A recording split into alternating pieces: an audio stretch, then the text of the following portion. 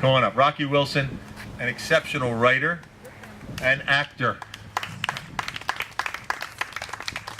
Oh, thanks everybody. One good thing about winter, all the dog poop is frozen. Thank you. Well, speaking of Tony, he used to call me up too, and he'd say, it would be like February, he'd say, "What's the state of the dog poop, Rocky? Is it frozen yet?" Then he'd call in June, he said, "Oh, it must be all..." So I loved his phone calls too, and I missed them.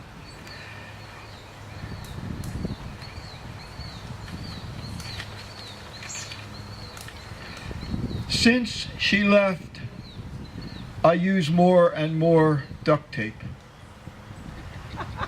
Since she left, I use more and more duct tape.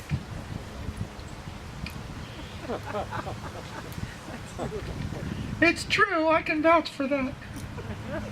What does he use it for? On the bare rose bush, a crumpled Kleenex. On the bare rose bush, a crumpled Kleenex. And kind of one of the tragedies is in Camden is what's happened to the libraries they've had. Beside the boarded up library, a homeless man reads the Metro. Beside the boarded up library, a homeless man reads the Metro.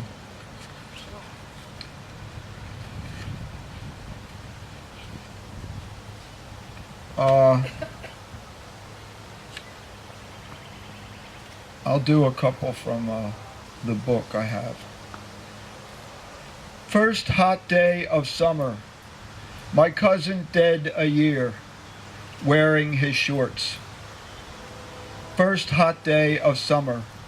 My cousin dead a year, wearing his shorts.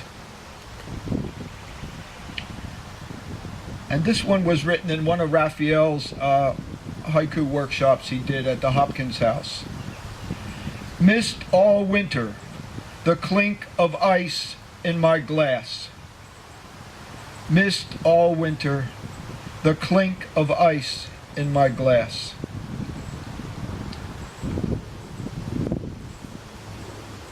On the dune fence, looking out to sea, a pair of lost glasses.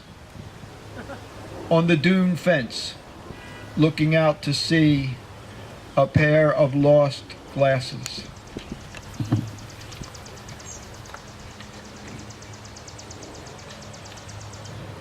And these are a couple from today.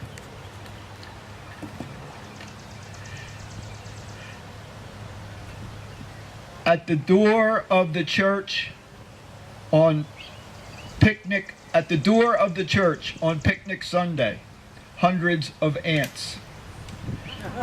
At the door of the church on picnic Sunday, hundreds of ants. On the church's big birthday, a balloon still stuck on the ceiling. On the church's big birthday, a balloon still stuck on the ceiling. In the pew where the poet once sat, silently counting syllables. In the pew where the poet once sat, silently counting syllables.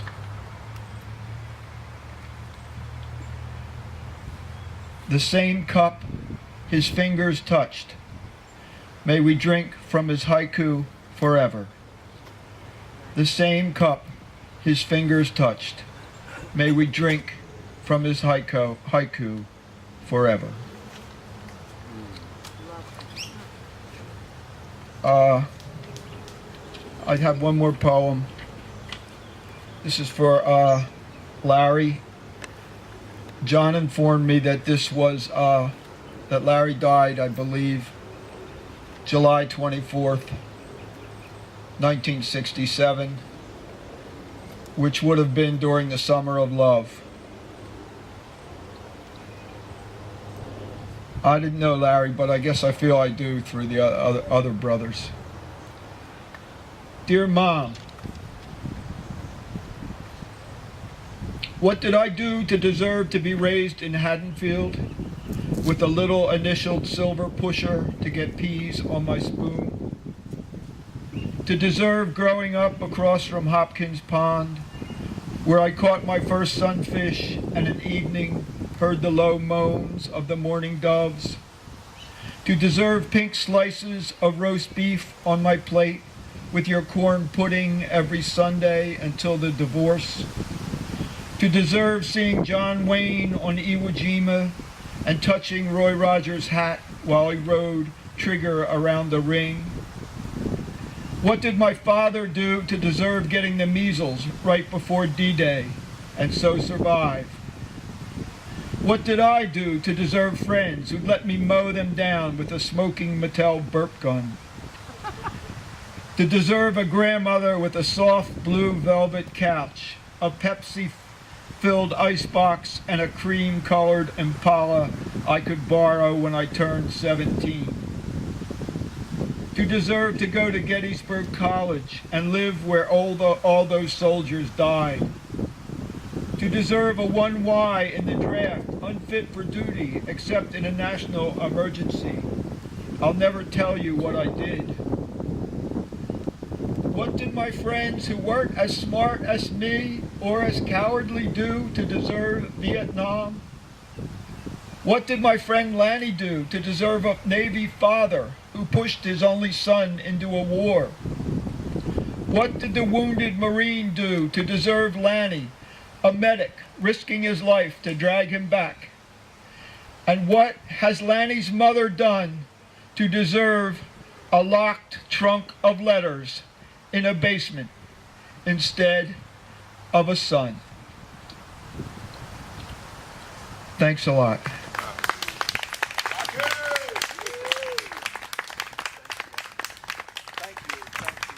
I know that most of you know Nick and Tony, but Larry was their younger brother who was killed in Vietnam.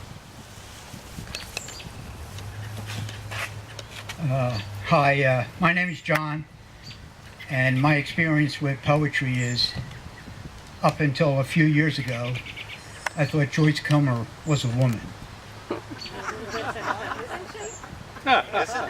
I wore my Phillies hat in memory of Tony this morning. A couple of months ago, about a month and a half ago, I was down in Washington, D.C. on a Sacred Heart bus, and we went down there for a march for the environment to the White House. And I've been wanting to do this for a couple of years, but I left the group and I went down to the Vietnam War Memorial, and I did a rubbing of Lawrence Virgilio's name. Actually, I have a couple of them. And as Father Michael says, we would not all be here today if it wasn't for the death of Lawrence Virgilio, or we just wouldn't be here.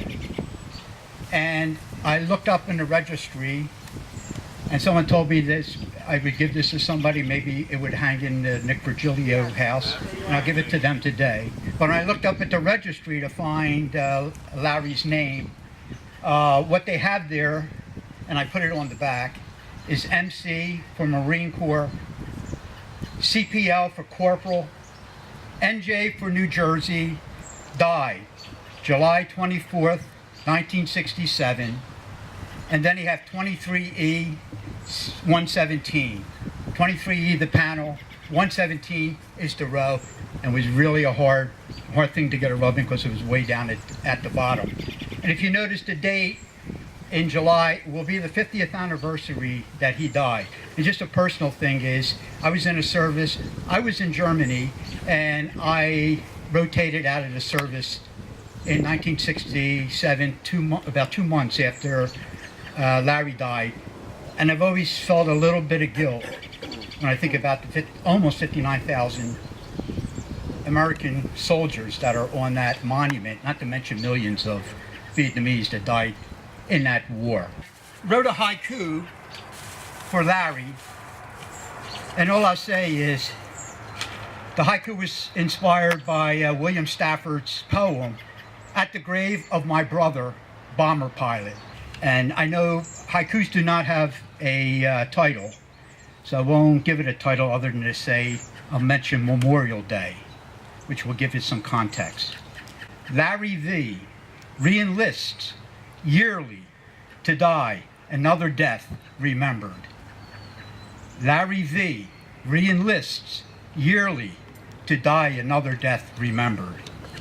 When we buried Tony here, he had Air Force soldiers here and they did the flag ceremony and they kind of screwed it up. And it was Tony's flag ceremony repeated 2 times like a haiku.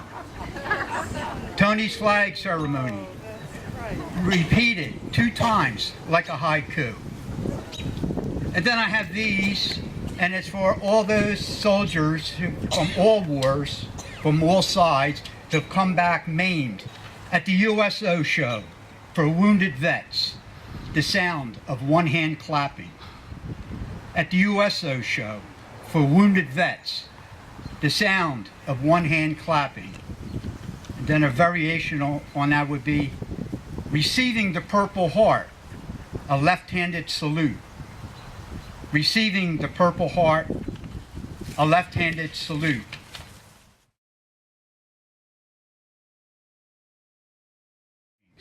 Hi-jinx, not to be confused with haiku.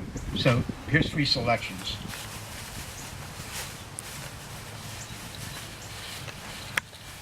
A pine cone falls on a graveyard lectern. Nick discovers gravity.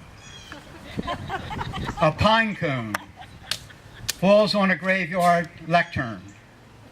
Nick discovers gravity.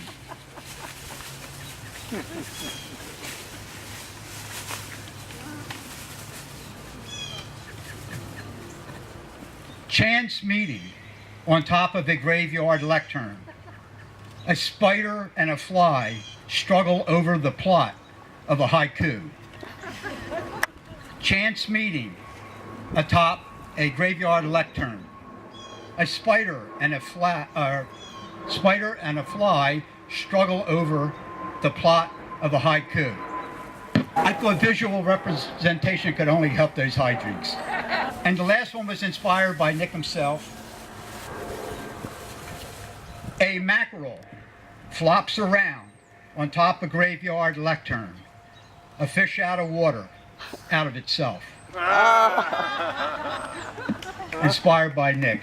A mackerel flops around on top of a graveyard lectern. A fish out of water, out of itself. Thank you. Perfect. Okay. Look at the back and it has... That's John Wanenchak. Great job, Wanenchak. Give me 1 second. But I'm going to let this gentleman do his poetry right now. Okay. My name is Jim Holmes. I have 1. The dying poet taking his last breath time after time. The dying poet taking his last breath time after time. Thank you. Thank you.